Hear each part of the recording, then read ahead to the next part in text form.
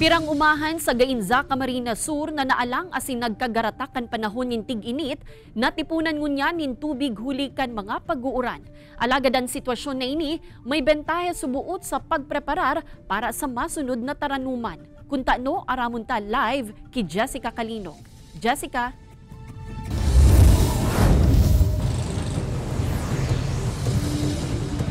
Kate, ang pagbuhos kan uran kan mga nakaaging semana nagkausaman kan pagsupay kan tubig hali sa Naga River pasiring sa pirang porsyon kan mga umahan sa banwaan kan Gainza. Kaya ngunyan nga ni mas madali man na nabubungkal ang mga umahan asin nalalaganin kale como pagpreparar sa pagsabwag na kan banhi.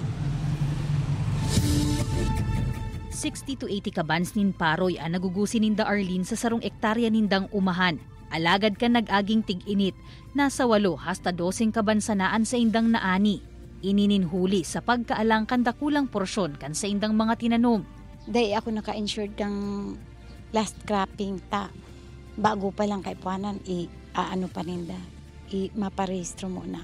Kaya mayo kong nakuanin abono, mayong nakuanin, basta itong tao kang DA, bani mayo. Kaya ngunya na cropping season, tulos naman siyang nag-apply nin crop insurance. Nakakuha naman nin banhi na pansabwag. Sakto man na nag-uran na ka nakaaging semana, kaya natubigan ang umahan. Pigsamantala ni, papalapaon mi mo na ang uma. Tapos sa susunod, siguro mga after 2 weeks, lapa na si mga dagami. Dumana ka ni mapon. Sinda Tatay Victor man, ika-4 na aldaw na ini na nagkakalay sa sarong ektarya nindang piguumahan. Sabay naman ining pigpapatag, nganing maglakop ang natipo na tubig. Dahil man po yan matatrabaho kung mayong tubig. Matagas po ang daga. Nagpaltik po baga. Tapos kulang po nga, binumbahan mi pa. Ngay madagdagan tong tubig niya. Sigun sa municipal agriculturist na si Alex Tongo, tuyong naguuranin makusog, mina-high tide ang haraning salog. Kayaan mga umahan sa may riverside, nalalaog manin tubig. Mas kadaan enot na bugso kaini. Kaya pigaabisuhan ang mga paraoma na sa siring na sitwasyon, pabayaan sa namuuna na makalaog ang tubig, nganing ma-wash out man ang maaskad na porsyon. Pag may tubig alat, yung rice, hindi maganda ang tubo, parang payat. Hindi siya kahit lagyan mo ng abono, hindi gaano nag-e-effect.